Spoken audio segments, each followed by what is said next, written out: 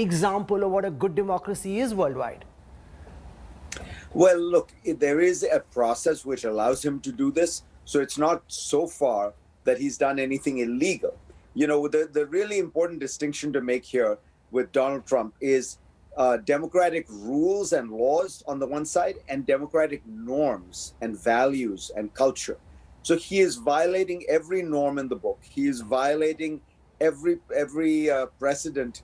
Almost all former candidates of either, whether incumbent or not, have conceded before the statistical tally was final.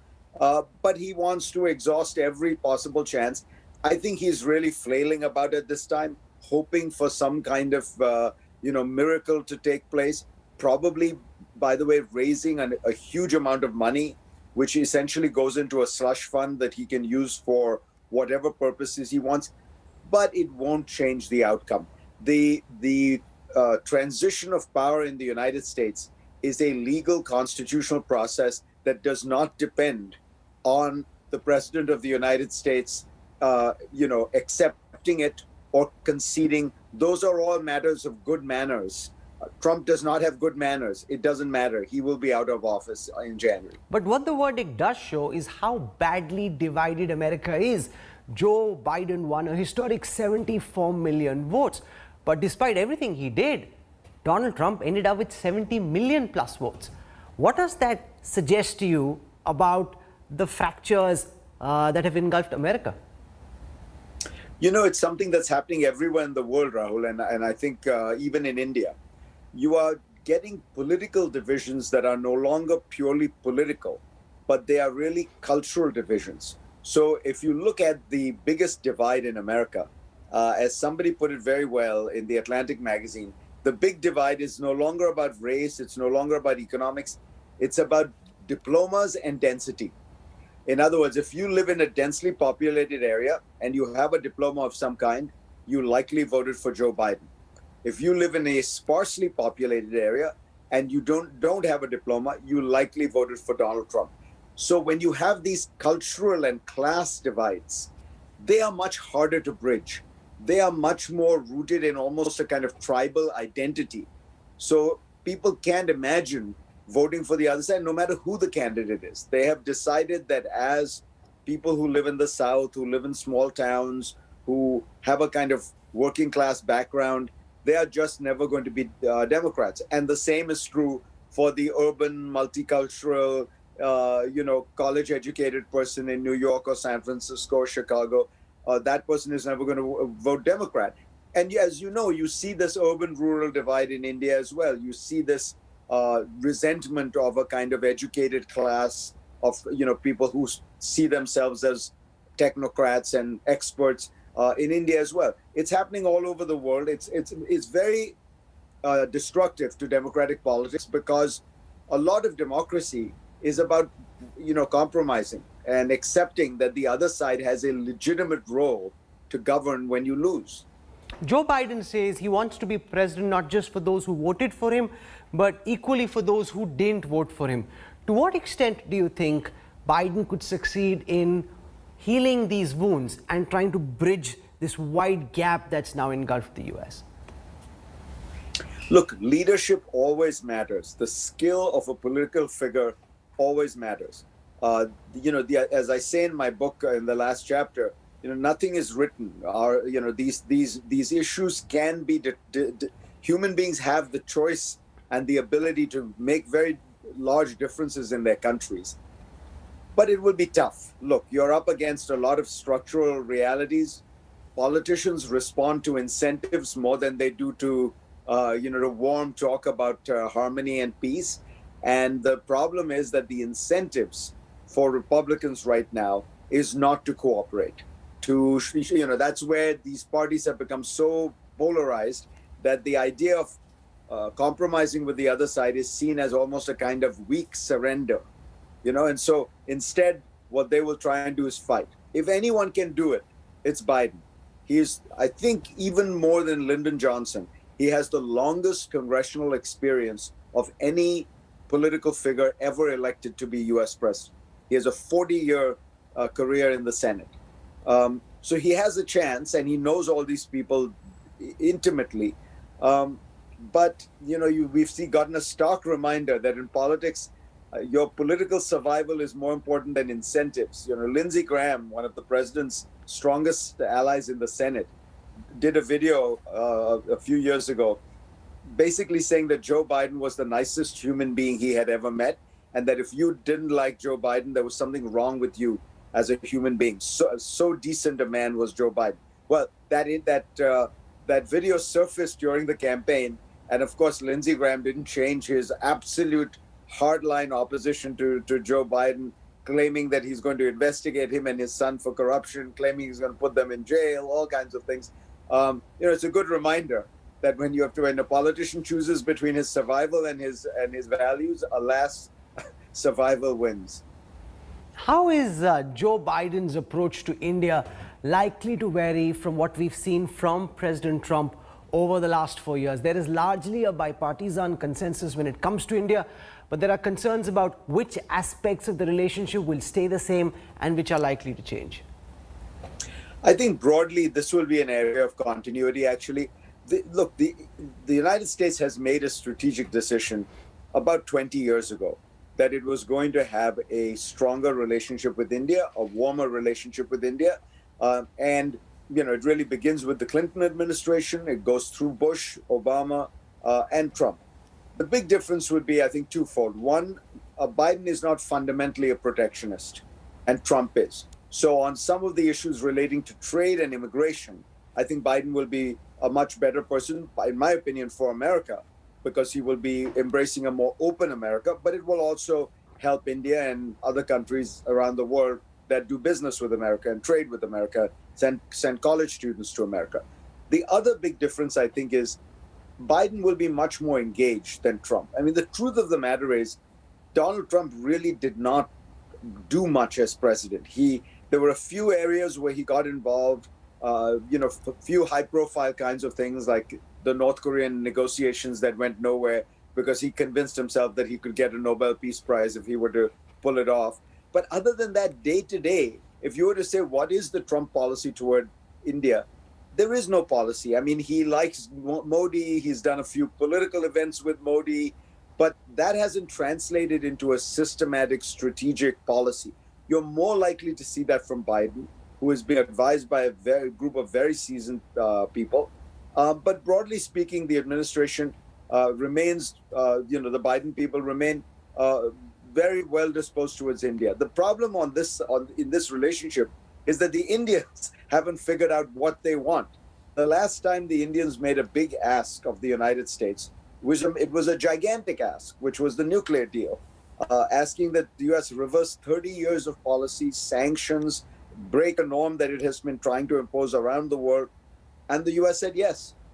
So the track record is that if India gets its act together, figures out what it wants, and makes a big request, an ask of the United States, it is likely to be granted. The problem is India does not seem to. India has not figured out where it wants to go with this relationship. There is a concern in some quarters in India that President Biden and Vice President Harris are more likely than President Trump to interfere in the domestic matters of India. Do you see greater interference or public comments on issues like Kashmir, Article 370 or human rights? I think there's probably larger, let me put it differently. I think that's probably true, that they are slightly more likely to get involved, but I would say slightly because they're pros, they understand that there are limits to what you can do. But yeah, I mean, a Democratic administration is always going to be a little bit more zealous about speaking up on what it regards as human rights abuses. I frankly don't think that that's such a bad thing for India. I think India is a great democracy. It should welcome scrutiny. It should welcome human rights organizations. It should welcome people holding it to high standards. That's one of the sad things I've seen in India over the last few years has been expelling foreign human rights organizations and non-governmental organizations and foundations. This is the kind of thing Russia and China do. India should not be doing this kind of thing. It should welcome this. It should stay open. Sometimes you'll get criticized for things that you think are unjust, but I mean, Indians believe in a free press, in a free society, and people should have the ability to make those judgments. China is a common enemy for India and for the United States. How do you see President Biden's overall approach on China being different from what we saw under President Trump? I think, honestly, neither Trump nor Biden are grappling with the central issue that we face now. And as you know, I devote a couple of chapters in the book to this. We are in a fundamentally different world. We have entered a bipolar world. I was surprised when doing the research for the book, Rahul, to discover how fast and how far China has gotten. So the US is the largest economy in the world by far, but China is number 2, and China is larger than the next 4 economies put together. So if you look at defense spending, US is number 1, China is number 2, but again, it is larger than the next 4 countries put together. Only 10 years ago, Russia was twice the size of China in military spending. Now it's the opposite. So we are in a new world. And I don't think either Trump or Biden have figured out what is the mix of cooperation and competition that you are going to apply to China. It can't just be competition. The world is too interconnected. I point out in the book, the US and the Soviet Union during the Cold War, in their best year, did $2 billion of trade that year. The US and China do $2 billion of trade every day. So you are going to have some areas of cooperation, and you need them in areas like global warming, climate change, cyber issues. But there's going to be a competition. There's going to be real strategic competition. What that mix is, what that balance is, how to play it. I think, the fundamental strategic question Americans haven't asked is, what is an appropriate role for China in the world, given that it is the second largest economy, the second largest military budget? Because once you determine that, then you can say it's crossed the line here, it's crossed the line there. Right now, we have a slightly reactive policy where we just, every time we see something we don't like about China, we react against it.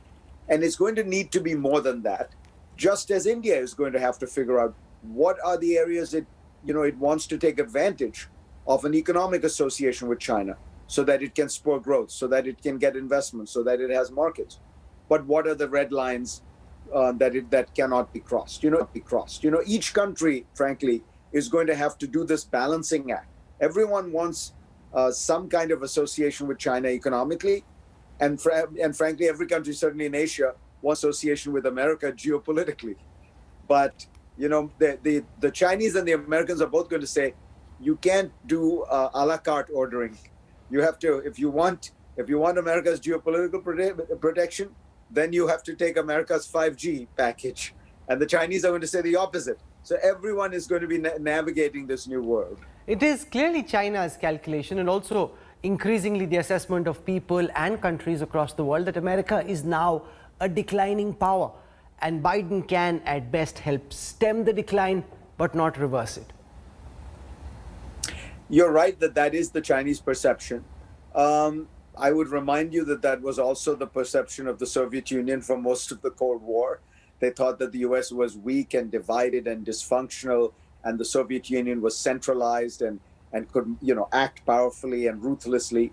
It was the view of a lot of people who thought Japan was going to become the number 1 economy in the world in the 1980s and 1990s. I remember that vividly, and I think people forget now how widespread that view was. So I would say, don't count America out yet.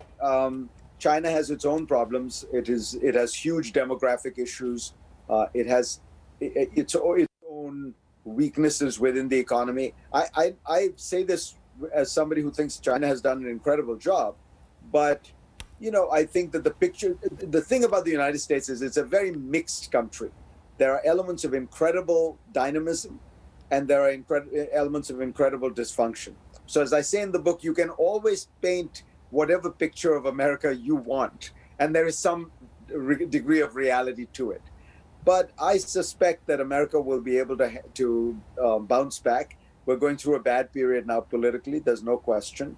Trump has been an embarrassment to America, not just to America's external image, but to the reality. but I think America will come out of it. Winston Churchill once said, you can always count on the Americans to do the right thing after they have exhausted every other alternative. We're currently exhausting all the alternatives. But let's go back to your book, because when you describe the decline of the British Empire, you speak of a series of missteps, the World War, and all of what Britain did over the 20th century in the initial years, which finally just exhausted the British Empire by the time the war got over. In America could be potentially in a similar situation where one fine day you wake up and realize that America no longer, like Britain at the end of the war, is the country it used to be, and there's another country that's actually taken over. It's a great point. Look, the easiest thing the Brits could have done, by the way, to stay vibrant and vital would have been to give dominion status to all of its empire in 1900, which was what was being asked. From Ireland to India, all those places would have had very fond and close relations with Britain economically. There would have been no independence movements. Britain would not have gone through the hell of the decolonization, but it was unable to. It had to cling to power. But that's the crucial issue of why this is different. Britain was in the 1940s 4% of global GDP. It was a tiny island off the coast of Europe, running this vast empire, and it believed, rightly or wrongly, that its power all derived from that vast empire. And by the end, the empire costed huge amounts of money, and so it started to hemorrhage as it paid up its debts from the wars. U.S. is totally different. U.S. is 20%, 22% of the world economy. By the way, what was the U.S. in 1965? About 22, 23% of the world economy. U.S. share of the global world economy has not dropped that much. So it's not difficult to imagine the U.S. being able to stay vibrant. I take your point, but I guess what I'm saying is structurally, the U.S. remains very powerful. It can make policy errors, and most importantly, it could turn inward. If it turns inward, then it no longer is a global leader, not because it's not rich, but because it's not engaged, it's not active, it's not shaping the global agenda. Instead, it is ceding it to China. As I say in the book, the WHO is the perfect example of this. Whatever the mistakes of the WHO, and they're real, the US, by choosing to withdraw from it, is essentially leaving the field open for China to dominate the WHO. Instead, what it should do is actually double up and say, we're going to reform the WHO, make it possible for it to have stronger enforcement mechanisms, and we will even increase funding rather than decrease funding. So that's a choice. US can easily afford it. Let's spend a moment talking about the challenges posed by China in an Indian context, and how a Biden presidency would look at the build-up along the India-China border and the possibility of an armed conflict. Yeah, this is one of the most puzzling things about what is happening in China right now. It is why it is flexing its muscles militarily. Not just with India. As you know, it's happening with Vietnam, with the Philippines, with Japan to a certain extent. I think the only explanation I can come up with is that Xi Jinping really represents a marked shift in China's worldview. That, there's a very good book out called The Three Revolutions, and it talks about the Mao Revolution, which reoriented China domestically and internationally, the Deng Xiaoping Revolution, which reoriented China, and now the Xi Jinping Revolution. And Xi believes in a stronger state in terms of the economy, not so much market economics.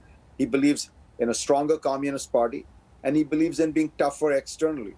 So with India, I think what was happening there is that the Chinese decided they had to make clear to India, which they believed was essentially establishing some facts on the ground in what is, in their view, disputed territory, that they would react very strongly to that.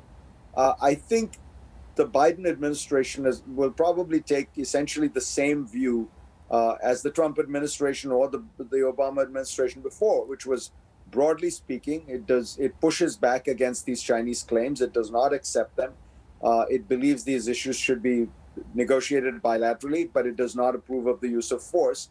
But it's not going to get too centrally involved in a dispute between India and China. part of the reality of India being as large as it is and as significant as it is that the United States is not going to, to involve itself. You may remember that at the beginning of Trump's administration, he offered to negotiate the Kashmir issue with the Indians and Pakistanis, which was a one more demonstration of his absolute ignorance about foreign policy, not realizing that this was, of course, a long-standing Pakistani demand that Indians had never acquiesced to. Of course, it went nowhere. As with everything Trump says, it was just hot air, designed to get him through the moment, so that he sounded like he knew what he was talking about on a subject. And when he realized he said the opposite of what U.S. policy was, he quietly retreated. So I think the Biden people are more aware. They are less likely to make those kind of mistakes. And they will, this is fundamentally going to be one that New Delhi is going to have to negotiate with Beijing. There will not be an American dimension to it. What's your best sense, sitting where you are, of how this current India-China conflict is likely to end? Do you see a military escalation? Do you see a peaceful resolution? What would it take for the Chinese army to go back? Or do you think a military conflict is inevitable? I think it is not inevitable. I think that Prime Minister Modi seems aware that it is not, it would not be an ideal situation for this to escalate. And he's actually, even though there's a certain amount of tough talk and rhetoric, I think he's actually trying to lower the temperature rather than raise it. Now, what is going to happen is I think you are going to have more geoeconomic and geostrategic competition between India and China. So, things like the ban on Chinese apps, there are going to be, certainly in technology, two ecosystems in the world, a Chinese ecosystem and a non-Chinese ecosystem. India will clearly be part of the non-Chinese ecosystem. What I think the Indian government should do is to think more imaginatively, more boldly about that and say, what we want, this should be the next great Indian demand from the Biden administration. We want a comprehensive strategic economic relationship that involves energy, that involves technology, and that involves investment. And we would partner together so that we can create supply chains and consortiums that ensure that the world is not overly dependent on any one country, by which, of course, one would mean China. So India could be a key component in the alternative to Huawei, the Chinese 5G provider. India could be a key component in solar, in wind, in hydrogen and fuel cells, so that the Chinese do not dominate that one space. And that could be, the argument could be the world deserves a diversity of supplies and a diversity of choices, and India wants to play its part. I think Washington would react very well to that. I think the Biden administration would react well. It is in line with their own thinking about green energy and such. And so, but India needs to be active. This is going to help India more than it helps the United States. And therefore, it is incumbent on India to have a strategic vision, to articulate it, and then push for it. I think they would find they're pushing on an open door in Washington, but they do need to push. How do you think the pandemic is likely to change the global economic system? Many commentators are veering around to the view that we could be heading towards a post-capitalist society. Does China's growth present a model to countries in Asia and Africa that you can maintain tight political controls and yet grow your economy at speed? I think it's going to be more complicated than that. Look, as I devote a chapter on this in the book. The reality is that the first thing everyone is going to look for in this post-pandemic world has happened. You have had an economic paralysis of a kind never seen before. As you know, Indian growth numbers were down more than they have ever been in recorded history. And by the way, across the world, you have massive economic dislocation. So everyone is going to be searching for growth. In that environment, you don't then turn your back on the best engines of growth which have been in markets and trade. And look at Prime Minister Modi. Modi is doing more labor reform than he has ever done before. He's not just labor reform. Many of the hard reforms that were previously seen as politically untouchable, he's taken on because he wants growth, because he wants to jumpstart the economy. This is going to be true in other countries as well. I think that the reality is that we are going to enter into a world where you need both. It's not an either or. You have to have open markets, trade, because you need the growth, you need the dynamism. But what we are seeing between the pandemic, with the global financial crisis, with so many of these shocks, people need a little more security. They need to be able to navigate this world. You know, what I call it in the book is I say, you want to be open and armed. You want to be open to the world of trade, technology, and progress and innovation, but you need to be armed. You need to have some of the supports, education, training, some kind of a safety net to make sure you don't just, fall off the cliff.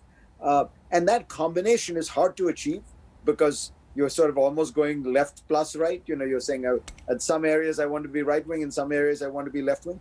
But the countries that have managed to do it, like in Northern Europe, as I point out, they've managed to be very successful at this balancing act. That's where the future is. I think that for India, what that means is you continue to try to find growth. There's still so many barriers to growth. You still have such a regulated quasi-socialist economy. But you keep in mind, it's very important simultaneously to be providing greater and greater supports. So the best research that has come out, that Nobel Prize winning duo, including Professor Banerjee, has pointed out, cash transfers to poor people is incredibly effective, both at reducing poverty, but also stimulating growth, because you give poor people money, they spend it. You give rich people money, they save it.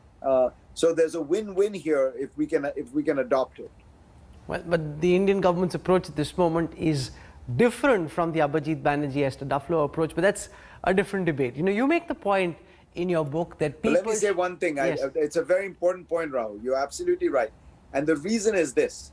Every government in India likes political power and patronage and control more than they do actually solving the problem. And unfortunately, that's true of this government. I don't claim it's unique, but that's been the biggest obstacle to really, for example, reforming the financial sector. Every government wants the power that comes with patronage and control and all this license quota Raj. No, but can I flip it to say that the government's approach when it comes to the philosophy that drives its economics is to empower people, empower corporates, ensure that there is financial help for job creation, because they believe that's more sustainable rather than a cash handout which comes into your bank, you spend it and it's gone, and then you're back to being needy again. Yeah, the problem with that is you just can't scale it. So if you look at the numbers of people you're talking about in India, the incentives for job creation are going to affect maybe 10% of the population that you really need to get to. So, by the way, those incentives are fine. But the reality is that, with very modest amounts of money spread thinly across the entire population, you can achieve something. One of the things that the Duflo and Banerjee found, and this is based on detailed experimentation, is when you give poor people, desperately poor people, a little bit of money, it's not like they lose the incentive to work. Somebody making $3 a day does not lose the incentive to work because you give them $1 extra. They're still pretty desperate and poor and driven and hungry, and they will keep working. You make the point that people should listen to experts and experts should listen to people. I find this fascinating, especially in the context of the pandemic or the elections. There were alarming projections about the number of possible fatalities because of COVID, most of which went wrong. During the elections, we had pundits predict a Biden wave, which turned out to be untrue. Now, this happened in 2016 when Trump was an unknown phenomena. After having seen what went wrong in 2016, to make similar mistakes again to a lot of people seems inexplicable. People can simply turn around and say, what do these pundits even know? They have fancy educational degrees, but in terms of being correct about what's going to happen, they're as bad as anyone else. Fareed. Look, it's a very good point. And as you know, I spend a whole chapter on this in the book. The way I would talk about the issue of polling, for example, and this relates more broadly, is I think we have tried to turn everything into a science. There are many aspects of human life that are very difficult to understand and require broad and deep qualitative knowledge, you cannot always quantify them. But we resist that. We want an answer. We want a number that tells us what is happening. I have a PhD in political science, and I have to say I'm very happy to see that pollsters and statisticians are being put in their place. They're very useful tools, but they are very inexact. They are only as good as the assumptions you make in them. They are interesting, useful guides for trend lines and things like that, but they are not exact science. This is not physics. The subjects of our study think, unlike particles. And that means there's always going to be a need for deep qualitative research, for great journalists, for great scholars who go to places, figure out what's going on, look at cultural trends. So I think this is an argument not against experts. It's an argument for a richer and broader array of experts and greater diversity, and not quantifying everything. But the broader point you make is right. People think that experts are, going to give you an answer. Then they get disillusioned, and they decide who the hell needs experts. Well, the next time you go to your doctor and they tell you this is what's wrong with you, and here's what I recommend. I don't think people are going to say, "Oh, I don't like experts now." The truth is, you need expertise when your house the water stops running. You're going to call a plumber. When your lights go out, you're going to call an electrician. There is such a thing as expertise. It is real. But as I say in the book, one thing we need to do, the sort of educated urban class, is to recognize that people resent the kind of the idea that you have any kind of superiority, that you are better than they are. And so there needs to be a much more humble way that the more educated people in society deal with people who are not in the same situation as them. It's a two-way street. That's why I say, yes, people should listen to experts, but experts also should listen to people. That's an important point you make. The pandemic has speeded up the rise of the digital economy at the expense of the material economy. How do you see this pandemic-induced move online play out in a post-pandemic world? Some of what we've got used to over the past few months, like working from home, is that the new abiding normal, or do you think the world will revert to what we used to consider normal earlier? I think it'll be a hybrid model. We will not go back to where we were, but we will not be where we are now, which is, almost entirely digital.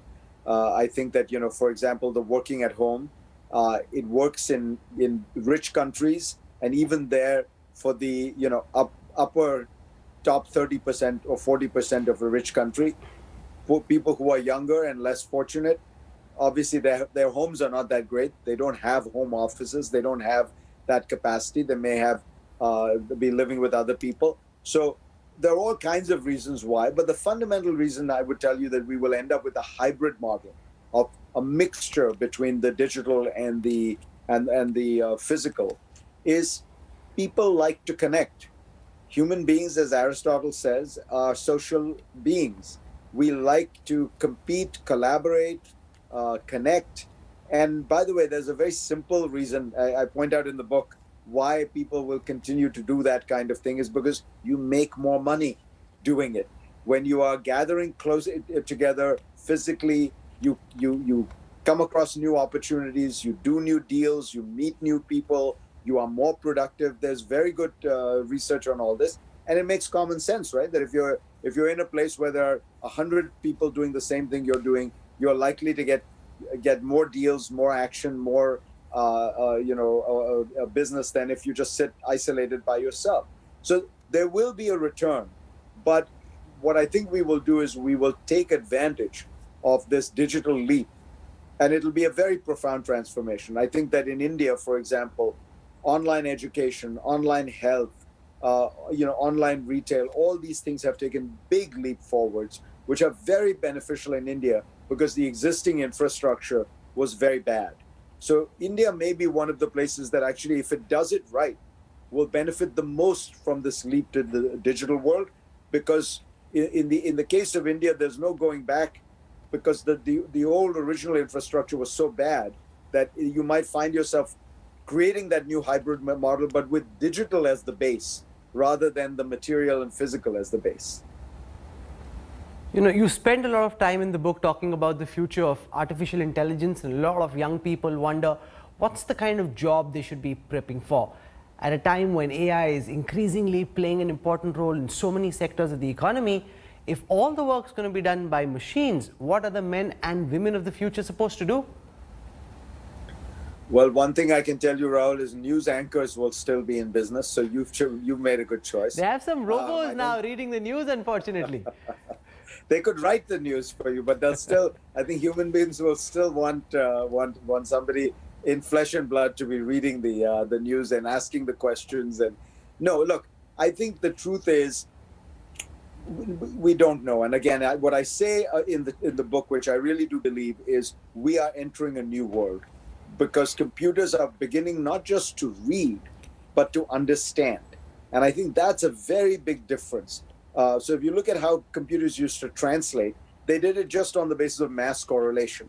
So if you were asked a computer to translate something from Hindi to English and say, "Main dukaan ja raha hoon," the computer would literally just look for all previous instances in documents that had been translated and figure out that dukaan meant store, ja raha hoon means to go there, but it didn't understand the logic of the grammar or anything like that. Today, what is happening is the computer is beginning to understand. And once it begins to understand, it can exercise judgment. And it can exercise that judgment in a number of different fields. So take something like TV. It used to be that movie trailers were regarded as a great art that only a skilled editor understood, because it's a complicated thing. It's 2 minutes. You're showing a little bit of the movie, but not too much. You're giving away a little bit of the plot, but you got to make sure that everyone sees all the actors. It was always seen as one of those soft skills. Well, guess what? Artificial intelligence is now making the best movie trailers possible because you've shown them 1,000 or two. You told them which ones seem to have succeeded the most, which have the highest YouTube views, and the computer can replicate it. So goodbye to the editor who used to think he was this magician who made the trailer. What should young people do? Look, I think there is always going to be a role for people who are, first of all, technically skilled, because you need to understand all this technology. Somebody has to program the computers. Somebody has to work with the computers. You also will always need people who are smart and analytic and trained. I actually tend to think that second point is more important. It may be that, for example, the computer will end up doing the diagnosis medically, because a computer can do a better diagnosis than a human doctor. The computer is going to look at millions of cases. The doctor can, if he's a good doctor or she is a good doctor, will remember a few thousand. But then is the big challenge of how do you communicate this diagnosis to the patient? How do you get the patient to observe the new regimen? How do you get the patient to take the medicines? How do you interact between the recommendations of the computer diagnosis and the realities of the life of this patient? So the doctor becomes, in a sense, more of a life coach, a person who is using the computer as a crucial input, but fundamentally, part of that softer structure of advice in human relationships. That's why I say in the book, the irony here is that the greater and greater power computers get, maybe it makes us all more and more human, because it emphasizes those softer qualities that we have as human beings: judgment, empathy, connection, that the computer can't do. And finally, what's your view of the globalization project? More and more countries are turning nationalistic, putting up economic barriers. Is the globalization project dead in the post-pandemic world? I think this is an area where there's the strongest disjuncture between rhetoric and reality. So we've all heard people say after the pandemic, oh my God, we're too dependent on foreigners, we're too dependent on foreign supply chains, we have to buy things at home. Trump has said it, Modi has said it, lots of others have said it. But look at the actual reality.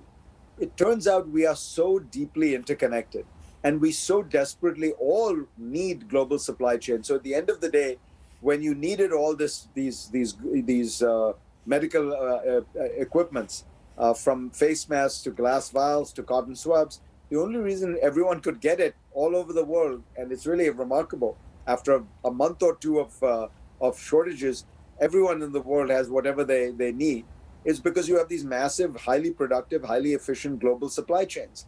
If every country were to be making these things by itself, import substitution models, it would be incredibly inefficient. It would be highly likely that none of this would be possible. And so I think we need to remember the key benefit of globalization is you get massive efficiency, massive dynamism. Now, there is going to be not a deglobalization, but a de-sinification of the world economy. That is to say, a number of countries believe that they have gotten too dependent on China. I think that is a legitimate concern. There are areas where the United States found that it was getting 98% of its supplies of a product from China. And there's a good reason to say you don't want to put all your eggs in one basket. And then there is the geopolitical issue with China as well. So I think you'll see a diversification.